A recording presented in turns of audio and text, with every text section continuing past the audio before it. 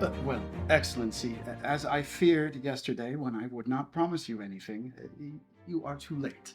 There is not a single carriage to be had, at least not for the 3 last days. Yes, for the very 3 days it is most needed.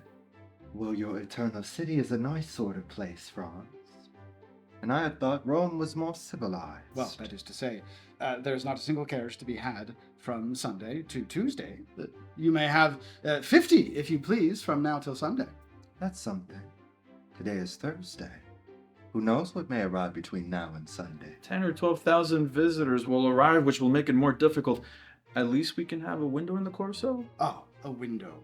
Utterly impossible. There was one in the Dorsia Palace on the 5th floor, but it has been let to a Russian prince for 20 sequins a day.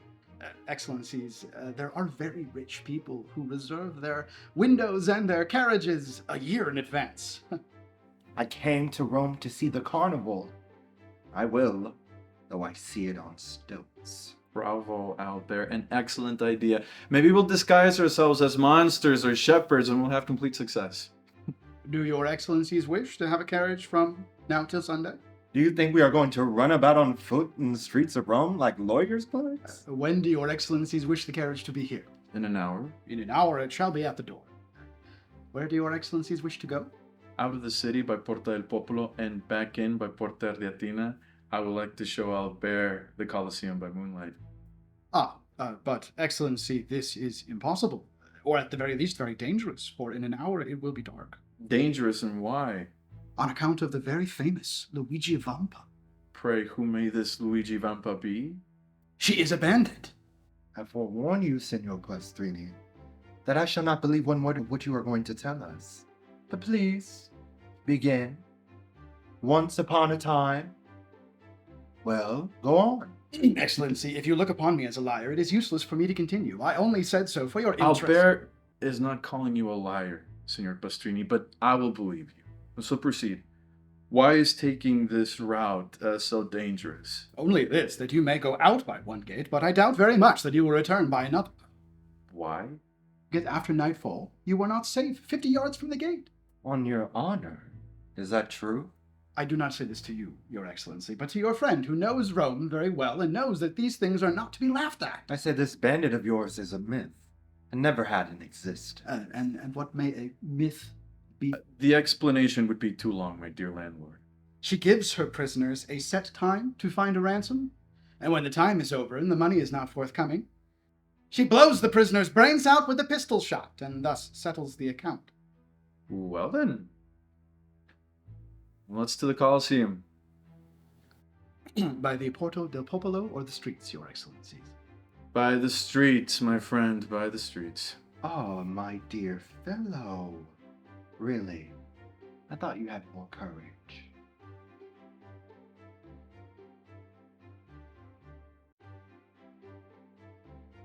Franz, my dear friend, this ruin is absolutely marvelous. And one can explore here for hours. The view from the street would have made the experience even more magnificent. Would you like to split up and reconvene within an hour? Certainly. One of the culprits is an atrocious villain that deserves not the smallest pity. The other sufferer is poor Peppino, who does not even belong to my band and whose only crime was in furnishing us with provisions. Which makes him your accomplice to all intents and purposes. Without being accomplice to the wholly unexpected surprise I am preparing for his jailers. My good friend, excuse me for saying that you seem to me precisely in the mood to commit some wild or extravagant act. That seems to me as hazardous as uncertain and convinces me that my scheme is far better than yours. I am certain I can provide him with a pardon. At least there can be no harm in myself and party being in readiness in case your excellency should fail. I have engaged the 3 lower windows at the Cafe Rispoli. Should I have obtained the pardon for Peppino, the 2 outside windows will be hung with yellow damasks, and the center with white. What a curious conversation.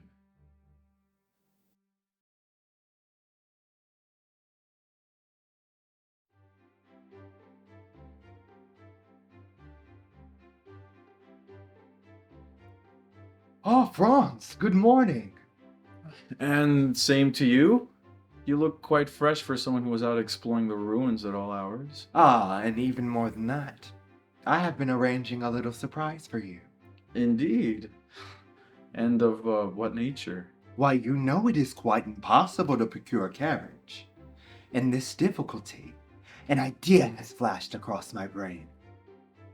I tell you what, Monsieur Franz, you deserve to be called out for such an incredulous look as that. Permesso, Certainly, come in, my dear host. your excellencies are aware that the Count of Monte Cristo is living on the same floor as yourselves? I should think we did know it, since it is owing to that circumstance that we are packed into these small rooms. The Count of Monte Cristo, hearing of the dilemma in which you are placed, has sent to offer his carriage and 2 places at his windows in the Palazzo Ruspoli. What sort of person is this Count of Monte Cristo? A very great nobleman, and one with perfect manners. What, you know him? I met him last night as we explored the Colosseum. My brilliant idea had put it quite out of my head, and I forgot to tell you. And in addition, his servant has told me to invite you to breakfast with him this morning.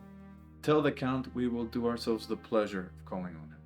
And do you accept the offer of his carriage and places at his windows in the Palazzo Ruspoli? Of course we do. Although I am slightly annoyed to give up my idea. But the window included? What do you say, Franz? Oh, I agree with you. Windows at the Palazzo Ruspoli have decided for me alone. You said you met the Count at the Colosseum last night. I wonder what color his curtains are.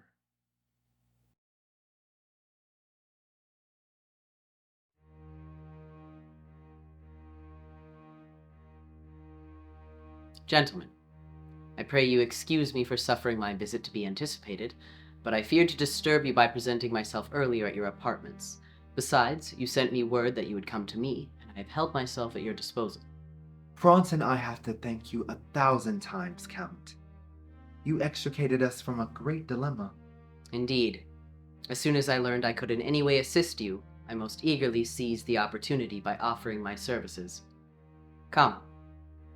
Join me. Count, you have offered us a place in your carriage and at your windows in Palazzo Ruspoli. Can you tell us where we can obtain a sight of the Piazza del Popolo?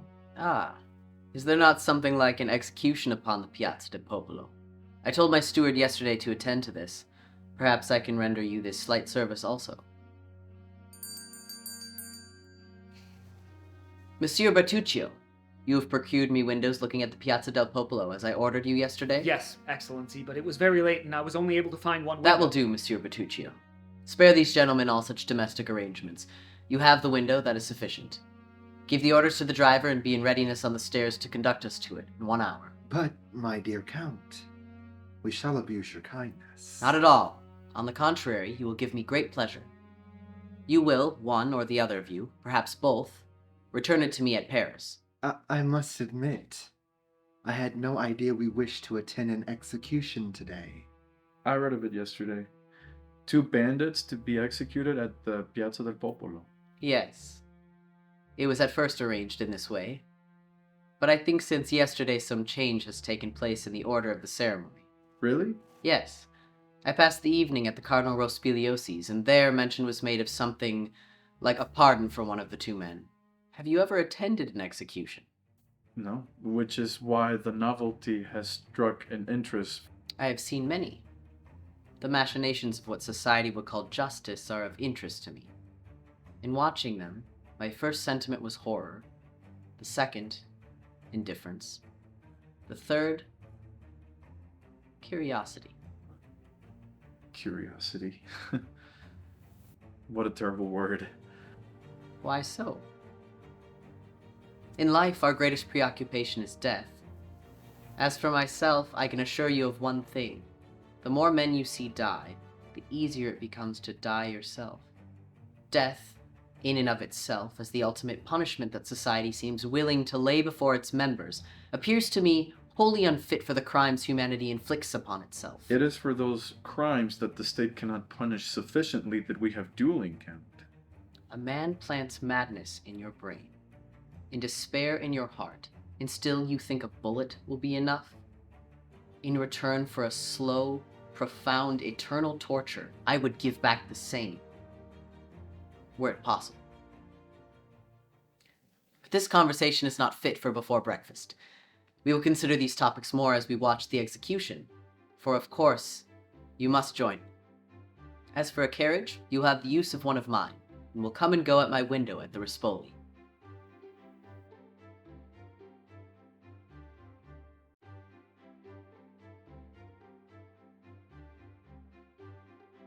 Welcome, my young friends. How goes your Carnivale? It has been wonderful, Count. Albert is in ecstasy since he has achieved his goal of a rendezvous. Ah, a triumph for the Viscount. I do hope so. Your carriage has been invaluable, sir. The first day we passed a carriage full of young ladies dressed as peasants, and one threw me a bouquet of violets. Well, the short of it is that today she threw a note to me. I am to meet her on the steps of the Church of San Giacomo at 7 tonight. A triumph indeed. And you, Monsieur d'Epinay, are you similarly enthralled by the Carnivale? I am to attend the ball thrown by Countess Guiccioli. Albert is also invited and won't be missed, but has decided to risk it all for this mysterious reveler. If my unknown be as amiable as she is beautiful, then I shall fix myself in Rome for 6 weeks at least.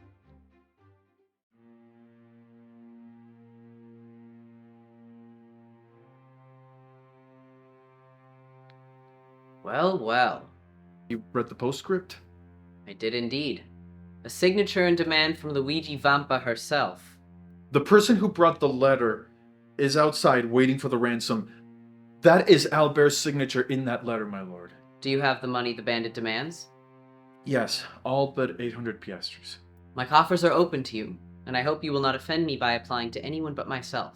On the contrary, I come to see you first. And I thank you. Have what you will. Is it necessary then to send the money to Luigi Vampa?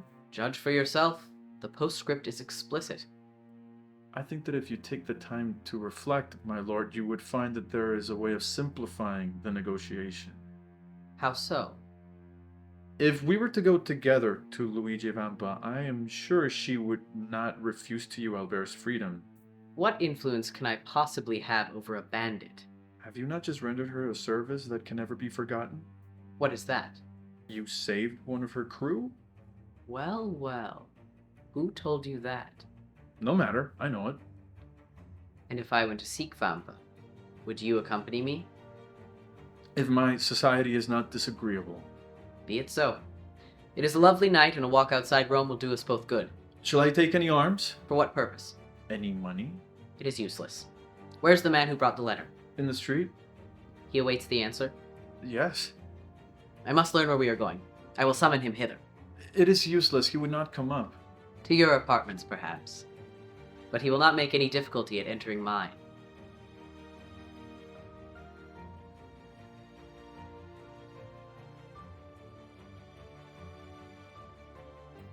My very good friend and excellent neighbor, you really exaggerate my trifling exertions.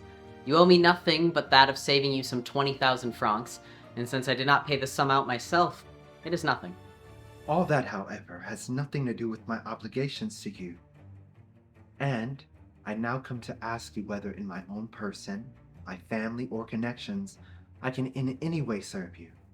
My father, the Comte de Morcerf, possesses considerable influence, and I unhesitatingly place the best services of myself and those who love me at your disposal. Monsieur de Morcerf, your offer, far from surprising me, is precisely what I expected from you, and I accept it in the same spirit of hearty sincerity with which it is made. I will admit that I had previously made up my mind to ask a great favor at your hands. Oh, pray, name it. I am wholly a stranger to Paris. It is a city I have never yet seen, and unfortunately I possessed no acquaintance there. So distinguished an individual as yourself could scarcely have required an introduction. You are most kind, but as regards myself, it is only my wealth that is of note. I have only to ask you, my dear Monsieur de Morcerf, whether you undertake, upon my arrival in France, to open to me the doors of that fashionable world of which I know nothing. Oh, that I do, and with infinite pleasure. Then it is settled. And I give you my solemn assurance that I only waited an opportunity like the present to realize plans that I have long meditated. When do you propose going to Paris? Have you made up your mind when you shall be there yourself? Certainly I have. In a fortnight or 3 weeks' time. That is to say, as fast as I can get there. Nay, I will give you 3 months ere I join you. You see, I make an ample allowance for all delays and difficulties. And in 3 months' time, you will be at my house. Shall we make a positive appointment for a particular day and hour? Only let me warn you that I am proverbial for my punctilious exactitude in keeping my engagements. Day for day, hour for hour, that will suit me to a dot. So be it then. Today is the 21st of February. It is exactly 10:30 o'clock. Now promise me to remember this, and expect me the 21st of May at the same hour. Capital, your breakfast shall be waiting. Where do you live? Number 27, Rue de Helder. The hand of your timepiece will not be more accurate in marking the time than myself.